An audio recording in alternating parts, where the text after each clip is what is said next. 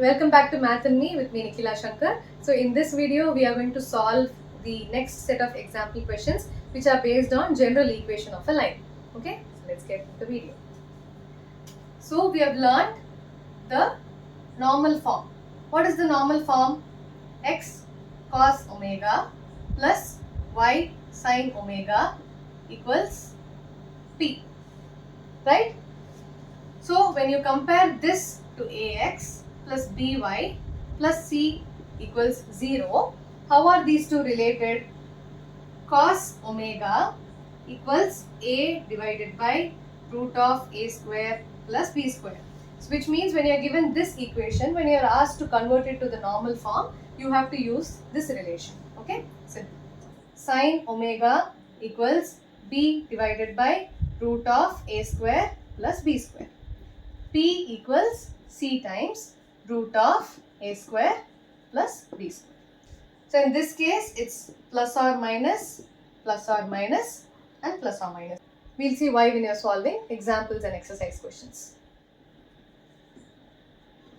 Example 14. Reduce the equation root 3x plus y minus 8 equals 0 into normal form. Find the values of P and omega. So how do you do? What is your A? Root 3. What is your B? 1. What is your C? Minus 8. So your cos omega is A divided by root of A square plus B square, plus or minus. So what do you have?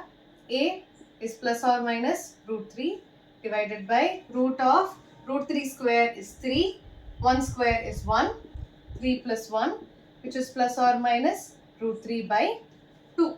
So that's your cos omega.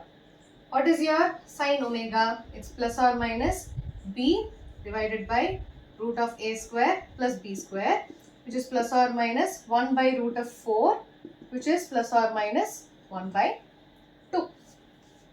Your p is plus or minus c by root of a square plus b square, which is minus 8 divided by root 4, which is nothing but minus 4. So this is the value of P.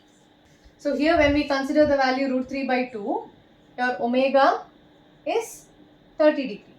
Here your omega is 30 degree. Omega cannot take two different values, right? So your omega is 30 degree. So your normal form will become x cos 30 plus y sin 30 equals P, which is nothing but x root 3 by 2 plus y times 1 by 2 equals minus 4. So what do you have? Root 3x plus y equals minus 8. So you get back the same equation. Okay. So basically your omega value is 30 and P is minus 4. So this is just to check what you got is right or not. Okay. Example 15. Find the angle between the lines y minus root 3x minus 5 equals 0, root 3y minus x plus 6 equals 0. So what have we learned? The angle between the two lines, tan theta is nothing but m2 minus m1 divided by 1 plus m1 m2. So this is what we learned. So we need to find the slopes m2 and m1. Let me take the first equation. What do I have? Y minus root 3x minus 5 equals 0. I'll have y here equals root 3x plus 5. It is of the form y equals mx plus c, right? So what is your slope? Root 3. So m1 equals root 3. Similarly, you take the second equation. Root 3y minus x plus 6 equals 0. So root 3y equals x minus 6. Y equals x divided by root 3 minus 6 divided by root 3. So this is of the form y equals mx plus c. So your m is 1 by root 3. So you have your m1 and m2. Now we can find tan theta. Tan theta is m2 minus m1. What is your m2? m1 is root 3 divided by 1 plus m1 m2, which is nothing but 1 plus 1. So what do I have? Tan theta equals 1 minus 3 divided by 2 root 3. So what is it? Minus 2 divided by 2 root 3. I cancel this. When I take off the modulus, I have 1 by root 3. So if tan theta equals 1 by root 3, theta equals 30 degree. So this is the angle, okay? Angle between the two lines.